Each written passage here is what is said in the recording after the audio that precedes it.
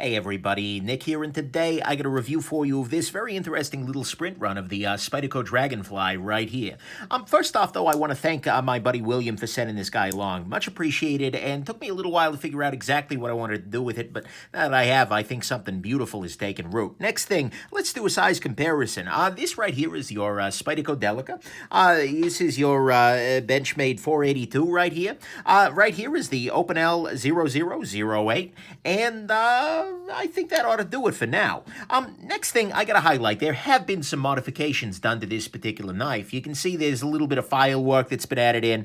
Looks like a little bit of a swedge got put in there to mirror the Dragonfly 4. But either way, I think it's still in excellent condition for a review. And so we can just go on ahead and jump into the good, the great, the bad, and the ugly of this particular very interesting little knife here. Okay, so on the good side, first off, this is based on the Spyderco Dragonfly, which is a design that is popular with people all around the world. This is not just some Bush League design created by some random jackass. Next thing, I love the size of this guy. It's a very nice, compact little size for EDC, with the coming in right around 2.25 inches there. This means it's going to be pretty much universally legal. Pretty much all the knife regulations out there are not going to apply to this little guy, which is great. Next thing, of course, it does have very nice ergonomics with a very good little finger choil here, which gives a nice comfy birch for your index finger as you're gripping the knife, which I appreciate. Next thing, it's got this great leaf blade going on here, which is something I appreciate. I'm not necessarily sure what the material here for the blade is. I think it's either RWL 34 or CPM Tree V. I'm not 100%, but I'll see if I can do some more research, maybe put it in the comments below. Next thing, this is very, very easy to sharpen whatever it is. And this is really nice, given that modern sharpening super steels, things like your ZDP 189, these can be a serious pain in the ass to sharpen, so I appreciate very much seeing something a little bit more subtle. Next thing, the lanyard hole on this guy is very nice, and since there's no clip, this may pull the knife out of your pocket more readily than anything else, so I like that very much. Next thing, this knife is stainless, completely stainless, as it hasn't yet been stained, but that makes it nice and easy to spruce this little guy up as you're going down the road. Next thing, this is super lightweight, absolutely crazy lightweight. Small knives can occasionally feel pretty dense and heavy, but this will only add about 0.3 ounces to your EDC,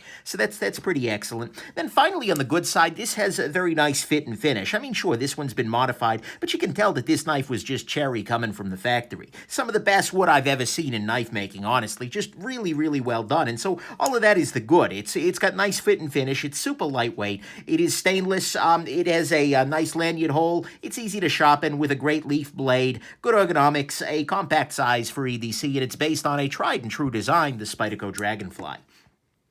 For me, what's great about this guy is 100% the price. This is a $17 knife, so somebody whose bank account is already in the red would love this. And this is the kind of value pricing sure would be welcome throughout Spyderco's lineup. And at this price, even if you don't wind up liking it, I don't think you're going to feel bamboozled. So that's absolutely great to me, and that is the greatest, that this is a nice budget price point. Let's talk about the bad.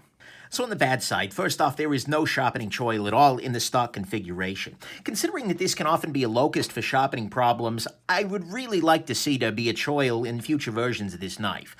Speaking of changes for future versions, that is, the action is just not very smooth on this. I mean, it's okay, I guess, but I'd love to see this tweaked in future versions. Next thing, the scales on this guy are a little bit on the absorbent side. If you get something on there, it's absolutely going to soak in there, so you might have to give it a bit of scrub if that happens. Next thing, the pin construction here is just unfortunate.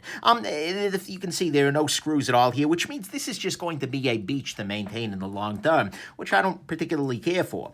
It's also, speaking of maintenance, it's not very, very sharp here at all. I mean, its bark is honestly way worse than its bite. And this is probably because the edge retention just isn't good at all, or would that be hedge retention here? Not sure, but either way, if you roll the edge in the morning, you will be left in the lodge for the rest of the day, and that's just not great. And part of this is even worse because this is really thick behind the edge. I mean, seriously, I know, I had to trot out that old chestnut again, but it's true. And if you really think you can sell me a knife with this kind of thickness at the edge, Bodie, you've got another thing coming. Not a big fan of that. Then finally, on the bad side, there is no clip at all. I mean, normally with this kind of small knife, you can clip this to the inside of your pocket and carry it that way, but there is just no such luck here. And I think that's really the biggest thing that users are going to be left pining pining for with this particular knife, and so to me that's the bad. It's that there's no clip, it's pretty thick behind the edge, edge retention isn't great, it's not super sharp, pin construction, not so great, the scales are a little absorbent, the action is not very smooth, and there is no sharpening choil here. On the ugly side, there are two big issues here. The first one is that this knife, unfortunately, just doesn't lock effectively. This is a lockup that could seriously hurt you if it closes on your fingers. More like a hem lockup, if you ask me. And so that's just not great. I'd like to see a more secure lockup on something like this. And then finally, on the ugly side, this is sold as a kit, so you're going to have to make it yourself. You have to align the pieces, cypress in the pins, and Bob's your uncle. And I mean, it might be fun for a family activity, but I don't see it. And I'm sorry, Spyderco, that part is on you. I can't believe that they have the balls to sell me a knife that they haven't even put together. I'm just asking that you give us a little bit more support here. And so, at least to me, that's what's ugly, is that you have to put it together yourself, and it doesn't even freaking lock up. Come on, guys, seriously.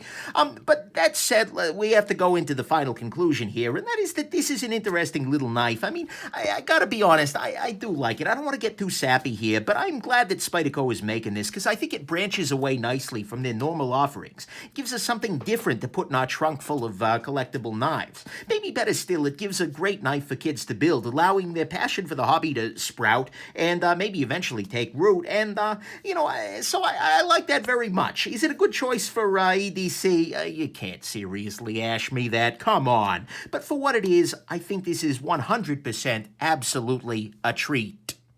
Anyways, I hope this has been interesting, that this review gave you... Actually, never mind. And that you have yourselves an absolutely wonderful rest of the day. And I'm sorry, there is just no way to work Sequoia into a pun.